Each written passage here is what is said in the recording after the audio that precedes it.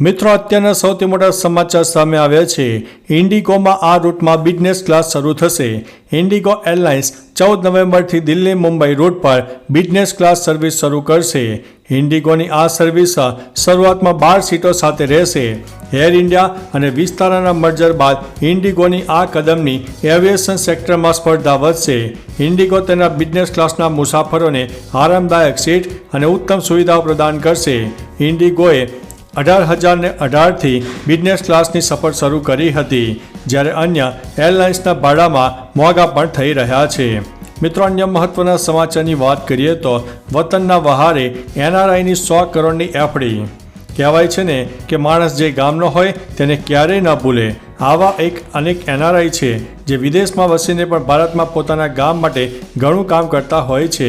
આવા જ એક NRI મહેન્દ્ર પટેલે આણંદમાં પોતાના વતન નિસરાયા ગામ માટે 100 કરોડ રૂપિયાની એફડી કરાવી છે, જેનાથી ગામમાં ગટર લાઇન, સ્કૂલ, રસ્તા, બાગ બગીચા બનશે અને CCTV કેમેરા ટૂંક સમયમાં લાગવામાં આવશે. મહેન્દ્ર પટેલ અમેરિકાના રહેવાસી છે અને ગામમાં તેમનું જોરદાર વેલકમ પણ થયું હતું. મિત્રો, અન્ય મહત્વના સમાચારની વાત કરીએ તો રોજગારી માટે સુરત આવ્યા ને મળ્યું મોત. સુરતના સચિન વિસ્તારમાં રેલવે ટ્રેક ક્રોસ કરતી વેળાએ ટ્રેનની અડફેટે આવતા 3 મિત્રોએ જીવ ગુમાવ્યો છે. જ્યારે 3 મિત્રોનું રેલવે ટ્રેક ક્રોસ કરતા હતા તે સમયે ટ્રેન આવી ગઈ હતી અને તેની અડફેટે આવતા મોત નીપજ્યું છે. મૃતક 3 મિત્રો 2-3 દિવસ અગાઉ જ રોજગારી માટે યુપીથી ગુજરાત આવ્યા હતા. યુપીથી સુરત આવેલ પ્રમોદ નિષાદ, વડકો નિષાદ અને દીનુ નિષાદ જરીના કારખાનામાં નોકરી માટે આવ્યા હતા. મિત્રો, અન્ય મહત્વના સમાચારની વાત કરીએ તો ખ્યાતિ કેસમાં ગુજરાત સરકારનો મોટો નિર્ણય સામે આવ્યો છે. ખ્યાતિ હોસ્પિટલનો કાંડ ગુજરાતભરમાં ચર્ચાનો વિષય બન્યો છે, ત્યારે ગુજરાત સરકાર એક્શનમાં આવી ગઈ છે. ત્યારે CM ભૂપેન્દ્રભાઈ પટેલ અને આરોગ્ય મંત્રીની બેઠક થઈ હતી, જેમાં મોટો નિર્ણય લેવાયો છે. આ કેસમાં ગુજરાત સરકાર ખુદ પોતે ફરિયાદી બનીને પોલીસ ફરિયાદ નોંધાવશે. CMને આ કાંડ અંગે બધી માહિતી આપ્યા બાદ આ નિર્ણય લેવાયો છે. બેઠકમાં ખ્યાતિ હોસ્પિટલ સામે પોલીસે કરેલી કામગીરી અંગે પણ અહેવાલ રજૂ કરવામાં આવ્યો હતો. મિત્રો, અન્ય મહત્વના સમાચારની વાત કરીએ તો કાંડ બાદ પણ ખ્યાતિ હોસ્પિટલ ચાલુ જ છે. ખ્યાતિ હોસ્પિટલના કાંડ બાદ તેનું લાયસન્સ રદ કરવાની જાહેરાત કરાઈ હતી.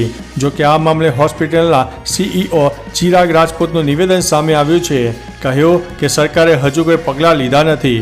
અત્યારે હોસ્પિટલમાં OPD કાર્યરત છે અને એક પેશન્ટ દાખલ છે.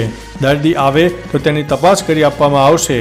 તપાસના તમામ ડોક્યુમેન્ટ પૂરા પાડવામાં આવ્યા છે. હોસ્પિટલ દ્વારા કોઈ પણ ગેરરીતિ થઈ નથી. મિત્રો, અન્ય મહત્વના સમાચારની વાત કરીએ તો રીલના ચક્કરમાં થાર રેલવેના ટ્રેક ઉપર ચડાવીને પછી થયું કંઈક આવું. સોશિયલ મીડિયામાં થારનો એક વિડીયો વાયરલ થયો છે, જેમાં એક યુવકે રીલ બનાવવા માટે રેલવેના ટ્રેક પર થાર ચઢાવી હતી અને અચાનક ટ્રેન આવી ગઈ હતી. લોકો પાયલટની સતર્કતા મોટી દુર્ઘટના ટળી હતી. સદનસીબે ટ્રેન થોભી ગયા બાદ મહા મુસીબતે થાર બહાર કાઢવામાં આવી હતી. થાર ચાલક થાર બહાર નીકાળ્યા બાદ લઈને ફરાર થઈ ગયો હતો. પોલીસે ફરાર ચાલકની ઓળખ કરીને આગળની કાર્યવાહી હાથ ધરી છે.